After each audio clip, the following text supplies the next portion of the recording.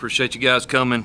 Just a quick recap, Georgia Southern game. Obviously, homecoming weekend at Troy. It was really exciting. I thank our fans again. They're always there and loud. They did a great job. Our students hung around all the way, to the end of the game, and it's always neat to see our players interact with our student body. And can't say enough about our fans all year. They've been fantastic. We'll get one more chance here at home in about two or 3 weeks, I guess, and it's always exciting to play at the Vet, and it was good to get a big win. I mean, it was a huge win for us, obviously, conference game and all that, but Georgia Southern's got a really good football team.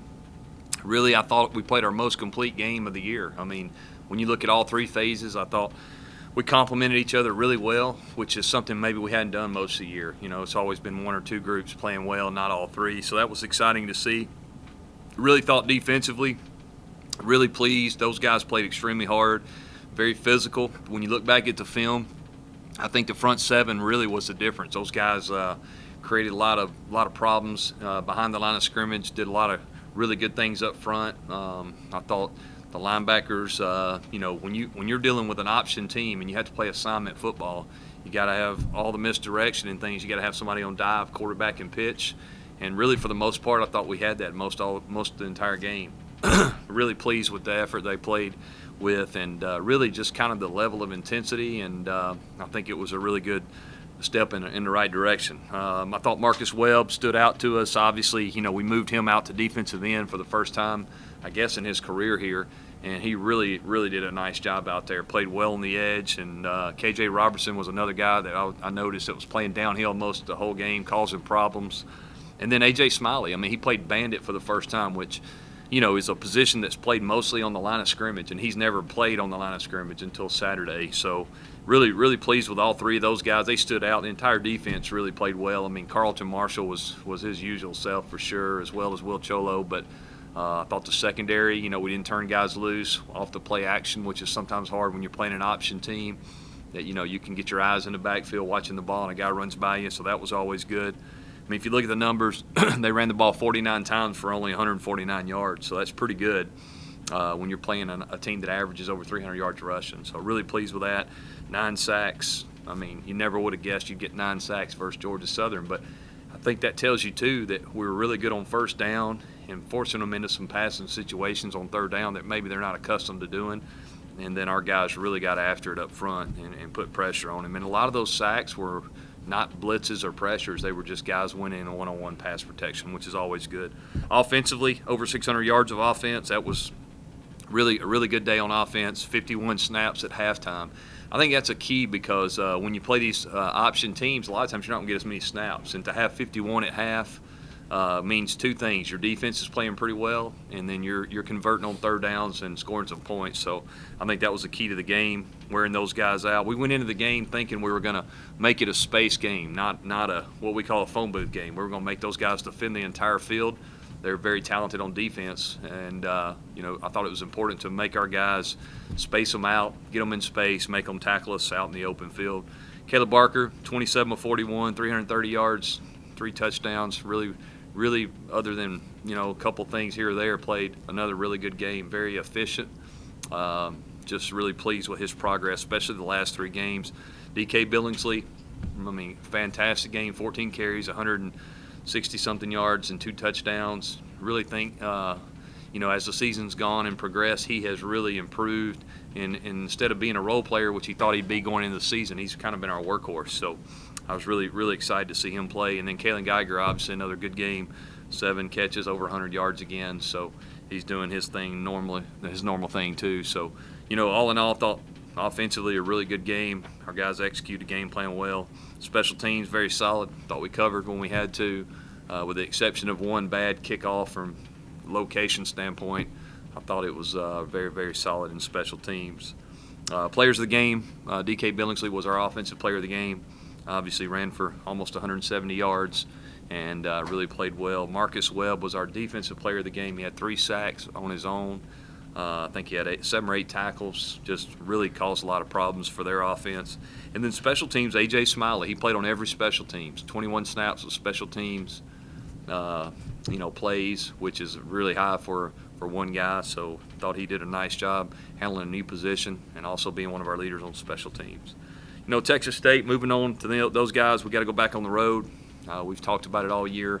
Winning on the road in conference play is always tough. Their head coach, Jake Spavital, and I are very, very good friends. One of my best friends in the business. He does a really, really good job offensively, and I know his brother's the defensive coordinator.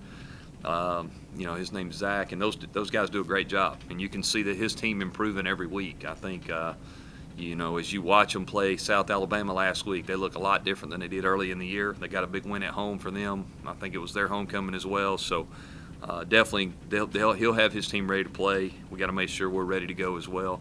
Offensively, they're very, very similar to us. Really the same kind of system. Everybody's got their own variations of what the air raid is and so forth, but you can see them improving. They played a quarterback this past. I'm not sure how long he's played, but I think his name's Tyler Vitt, who really did a nice job for them. Looks like he understands the offense well, makes great decisions. They've played 2 quarterbacks over the course of the year, maybe injuries and so forth. They've had to rotate a couple guys, but this kid came in last week. They both completed over 60% of their passes, very efficient. Their running backs, Caleb Twyford, he's almost got 500 yards rushing. Really good back, I think. He's a guy we're going to have to do a great job of tackling.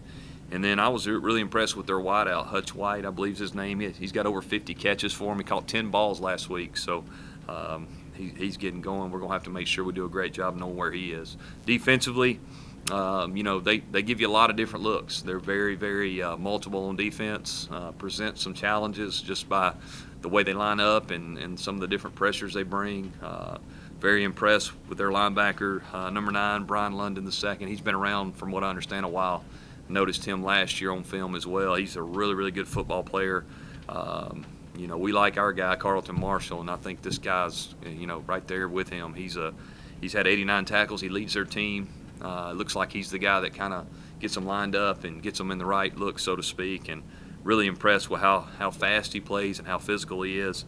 They got another linebacker, Nicholas Daniels, who's their second leading tackler, number 30. He's a really good player as well. So they've got some really good players in the box, and the defense they play, those guys are asked to do a lot in there as far as handling the run game and so forth.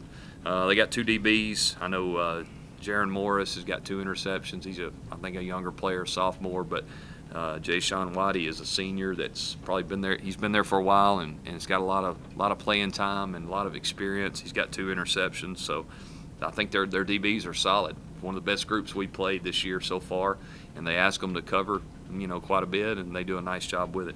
Special teams, their kickers, Joshua Rowland maybe at 9 of 13 for field goals, so he's solid. He does the field goals, PATs, and the kickoffs. Very solid in their coverage, so they're a very well-coached football team, and you can see them improving as the year goes with a new coach, and I'm sure they'll be ready to go to play. I think it may be senior day there for those guys this year, their last home game, so I'm sure they're going to be ready and want to go out the right way. So we need to have a great week of practice and try to build on our momentum from last weekend. All right, questions? After the win, I know the fans are talking about, well, if we do this and then in 2 weeks this happens for us and then on Thanksgiving this happens. That's what the fans are talking about. Do you compartmentalize that stuff with your team? Oh, yeah, for sure, 100%. I got no idea what the fans are talking about. But, for us, I think our team has to approach it one day at a time, 1 week at a time. And I think we've done a nice job of that most of the year, just focused on practicing and getting better and improving. Let all the other stuff take care of itself. Really try to preach to our team to control the things we can control, and that's kind of been our focus, and I think it's helped us improve. Coach, after this win last week, kind of like what Barry was talking about, but that team beat, everyone knew App State was in the AP top 25. And sure. That team beating App State, that's got to be even more of a bump up that, hey, we can play with teams that can play with the best in our conference. Have you seen something different in the locker room this week after that win? Does that give you a boost in some games? No, not really. I think our team, when you're playing and coaching, I think you deal with realities, and we've lost 3 games by 12 points and really had opportunities in all those games. So I think our team is very confident that we have a good football team. I think Georgia Southern, obviously one of the better teams in our league, and they had a great win on the road at App State, but I also think that tells you a lot about our league. There's just a lot of parity, a lot of really good football teams, a lot of good coaches, and I think on any given day, any team can play with anyone. Georgia State went to Monroe and lost a game there, and they got a really good football team. You know, App State obviously loses at home to Georgia Southern, so I think when it's all said and done, I think our players are very confident in our team. We've had some guys I think you've seen before your eyes just grow up as the season goes. They're not, quote, freshmen anymore, right? Or they're not, they've got some experience now, at least 9 games, and I think you're starting to see them play with more and more confidence. We made a big deal on the radio broadcast about going for it on 4th down early, and drive ended up resulting in points. Made a big deal about that as sending a message to your team. But I looked back, and you've taken chances consistently like that before. Yeah, I just think I want our team to be aggressive. I want to send a message sometimes to our team that we're here to shoot all our bullets, so to speak. I just felt like in this game when you might have limited possessions that it was important to, quote, steal a possession or two here and there and look for ways to do it. We faked a punt. We went for it on 4th down. I also thought it was short enough we could get it. I wouldn't do it just crazy, but I think we've done that 3 times this year on our own end and been successful. We didn't get another one on their end, which was disappointing, but I just think that goes with our philosophy. We want to attack on offense as much as we can, and I think when we get in some rhythm and get to rolling, I think we're a better football team on offense. Probably coaches talk is winning 1 game at a time, but did your guys' goals change at all after halfway through the season? What are your goals end of the season? What have been the players kind of focusing on?